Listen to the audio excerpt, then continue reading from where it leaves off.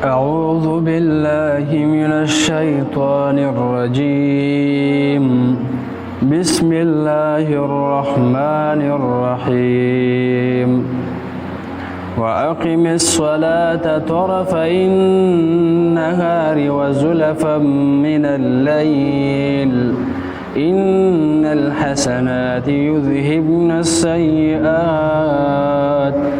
ذلك ذكرى للذاكرين.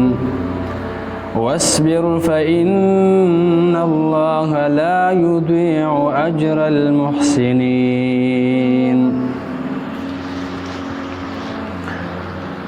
سورة هود 12 سپارہ او په سورة هود کې 114 نمبر آیات. بسم الله الرحمن الرحیم.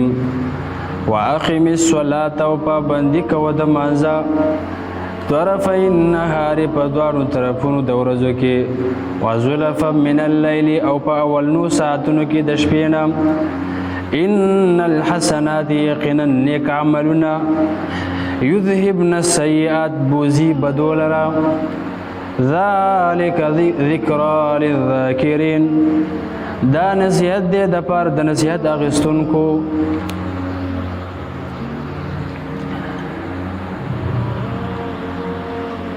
په دې آیت کریمه کې الله سبحانه وتعالی فرمایي واقم الصلاة پابندي کوه د مانځه.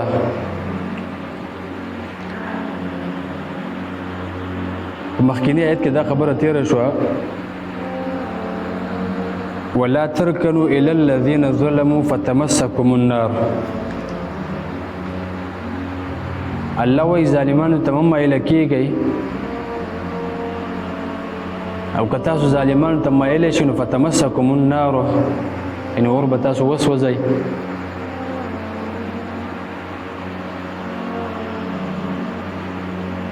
نو پرون د استقامت د پیدا کېدو او د باقی پاتې کېدو اسباب څه بیان شوي.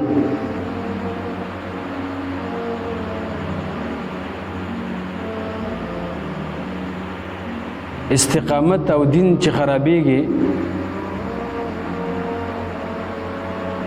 د هغې یو سبب و چې بنده ظالمانو ته مایلی شي.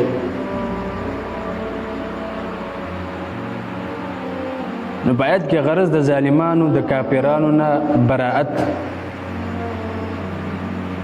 او بیزاری د مشرکینو نه د بدعتیانو نه د دهریانو نه د دنیا پرستو خلکو نه د شریانو فسادیانو خلکو د مجالسو نه هغوی سره ځان وساتلی شي. ځکه داسې مجلسونو کې ناسته پاسته کول دا هم د سبب د عذاب الهي او سبب دی. نو بیا ظالمانو ته مایل کېدو څه صورتونه دي هغه مو پرون ذکر کړي وو چې ظالمانو ته محبت سره مایل کېدل د هغوی په اعمالو باندې راضي کېدل نو داسې به نه کې نه به د دوی سره محبت کې نه به د هغوی په اعمالو راضي کېږي. د ظالمانو خلکو مداهنت به نه کې چې دین د هغوی د یېرې د وجې نه پرېږدي. دغه کې د هغوی سره به مینه نه کې د هغوی خبره به نه منې د کافرانو تایید به نه کې. او دا خبره هم شوې چې د کافرانو ملګرتیا نه به هم ځان ساتي او که ځان ترې نه ساتي د هغوی سره محبت ساتي د هغوی په اعمالو باندې راضي د هغوی سره مدد کې یا د هغوی د وجې نه دین پرېږدي د هغوی سره مینه ساتي یا د هغوی تایید کې د هغوی ملګرتوب کې وغیره. نو الله خو منع کړه چې مایله کېږي به ظالمانو ته نه خو که مایله شو نو څه چل به وشي فتمسکم النار.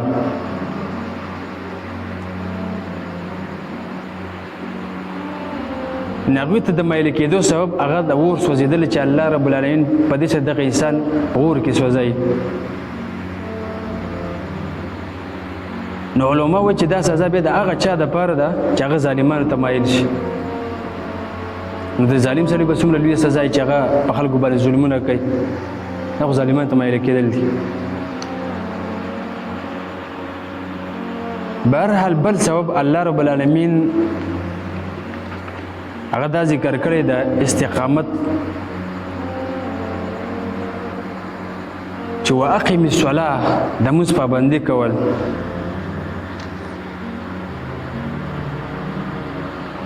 حدیث کې دا سبب راغلی دی لکه په ابن ماجه کې حدیث دی استقیموا ولن تحصوا واعلموا ان خیر اعمالکم الصلاه. په دین کلک شي دا کار تاسو پوره نشئ راګیرولی. واعلموا پوه شئ ان خیر اعمالکم الصلاه چې ستاسو په عملونو کې غوره عمل هغه ګوره لمونځ دی.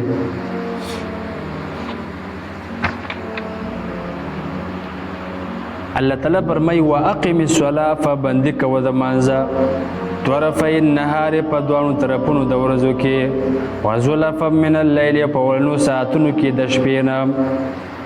طرفي النهار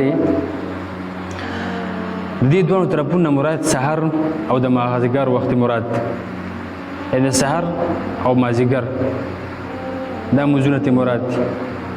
په دې کې ماسپخین مزم داخل دی لکه دا یو طرف ته دی او زلفا من الليل کې ماښام او ماسخوتن دواړه مونځونه مراد دي.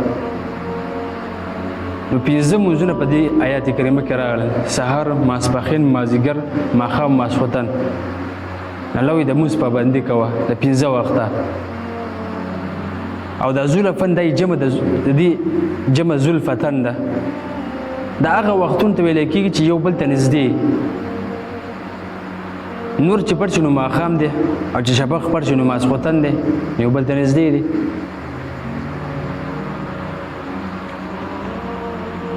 ان الحسنات یقینا نیک عملونه یذهبن السیئات بوزي بدو لره. چې کله ته یو نیک عمل وکړې نو په دې نیک عمل سره ستا هغه بدیانې ختمې شي. د انسان نه ګناهونه کېږي نو الله رب العالمین دلته د مونځ فایده بیانوي. د مونځ پابندي کوو نو فایده څه ده؟ وایي فایده دا ده چې ستا ګناهونه به اوس الله سبحانه وتعالی ورجوي. په دې سره ګناهونه ختمېږي. لکه په صحیح بخاري کې حدیث دی امام بخاري رحمه الله دا روایت نقل کړی دی روایت د ابو هريره رضی الله عنه نه نبی صلی الله علیه وسلم فرمایي و چې په تاسو کې یو کس دی او د هغې د کور مخې ته نهر بهیږي. لکه یو کس دی د هغه د کور مخې ته نهر بهیږي. نبي علیه صلات وسلم فرمایي چې دا سړی پنځه وخته د دې نهر کې غسل کوي نو آیا د دې په دې بدن کې به څه خیره پاتې شي؟ صحابه کرام ورته نه د الله رسوله یو سړی د پنځه وخته په دې پنځه پیرې په دې نهر کې لامبي دغه لښتې کې لامبي نو د بدن کې به څه خیره پاتې شي؟ نبی صلی الله علیه وسلم فرمایي دغه شان مثال د مونځ دی چې یو سړی پنځه وخته د جمع پابندي کوي یعنی پنځه وخته خپل مونځ په پابندۍ سره کوي دغه شان دا ګناهونه به ختمېږي. لکه څنګه وایي د دغه انسان په بدن باندې خیره نه پاتې کېږي دغه شان د دغه انسان ګناهونه هم ختمېږي ورسره.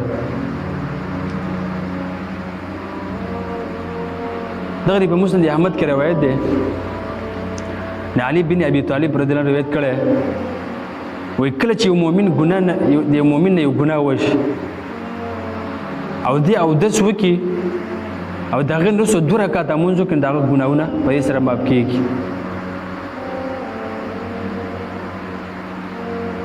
وایي چې کله د مؤمن نه ګناه وشوله په دې پاسې د اودس یې وکړو هغه په نور حدیثونو کې دا هم راغلی چې انسان اودس کوي نو په دې اودس سره هم ګناهونه رجولی کېږي.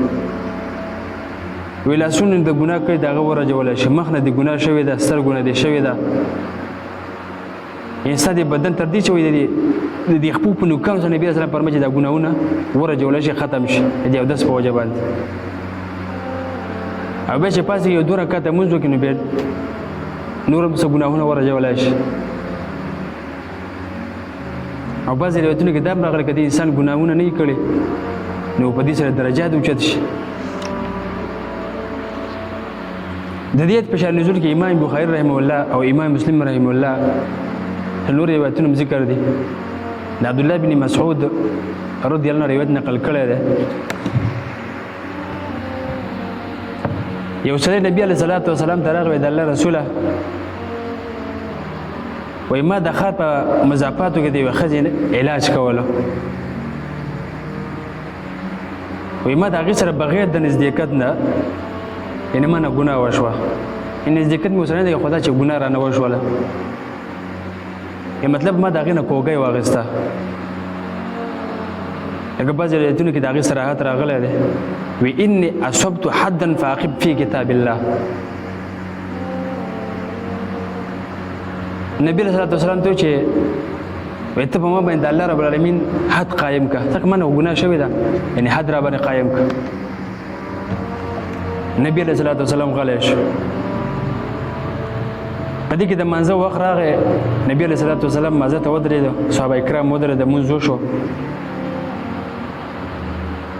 کله نبی علیه الصلاة والسلام د مونځ نه فارغه شو نو تپوس یې وکړو هغه کس څه شو؟ هغه د الله رسول وایي دا یم. نبی صلی الله علیه وسلم دغه کس ته وایي چې تا پوره اودس کړی هغه ویل او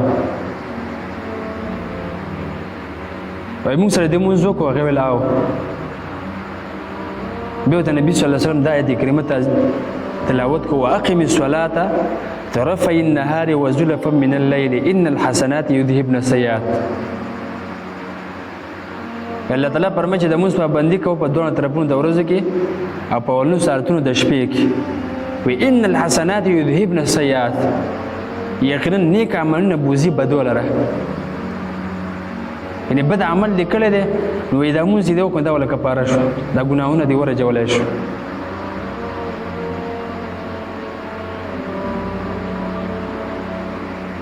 یعنی د دې ګناه نه وروسته چې تا کوم نیک عمل کړی دی وایي هغه دا ګناه یې ختمه کړه. نو هغه تپوس وکړه د الله رسوله چې آیا دا حکم صرف زما پورې خاص دی؟ نبي صلی الله علیه وسلم ورته وفرمیل چې هي لمن عمل بها من امتي، وایي دا د تمام مسلمانانو لپاره عام دی چې مسلمان یو ګناه وشوله هغه اودس وکړو مونځ یې وکړو نو دغه شانې دغه ګناهونه اوس الله سبحانه وتعالی دغه وبخښي ما به یې کړي. یو بل روایت کې راغلی دی امام مسلم رحمه الله د ابو هريره روایت نقل کړی دی. نبی علیه الصلاة والسلام فرمایل وایي انسان چې تر څو پورې د کبیره ګناهونو نه ځان ساتي، یعنې د غلاګانو نه ځان ساتي، د زناګانو نه ځان ساتي،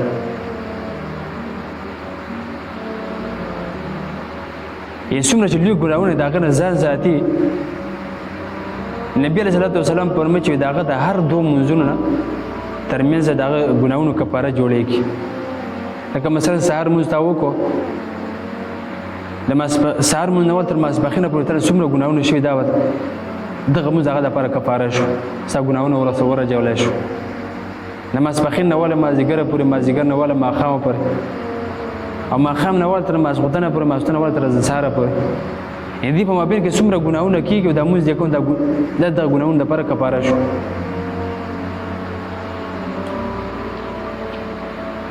امام مجاهد رحمه الله فرمایي چې ان الحسنات، وی د حسنات نه مراده وی سبحان الله، الحمد لله، لا اله الا الله، الله اکبر، دا ته مراد دی. یعنې مطلب دا چې دا سبحان الله دی ویلو، الحمد لله دی ویلو، لا اله الا الله دی ویلو، دا ذکر دی کو نو په دې سره هم ستا ګناهونه رجولی کېږي.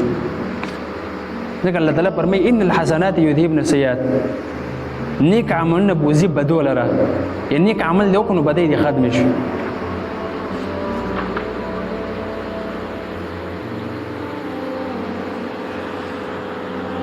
واقم الصلاة پابندي کوه د مانځه طرفي النهار په دواړو طرفونو د ورځې کې وزلفا من الليل په اولنو ساعتونو د شپې نه. ان الحسنات یقینا نیک عملونه یذهبن السیئات بوزي بدو لره. ذلك ذکرى للذاکرین، دا نصیحت دی د پاره د نصیحت اخیستونکو. الله سبحانه وتعالی دې موږ تاسو ته په دې باندې موږ توفیق راکړي. وصلى الله تعالى على خير خلقه محمد وعلى آله وصحبه أجمعين برحمتك يا أرحم الراحمين.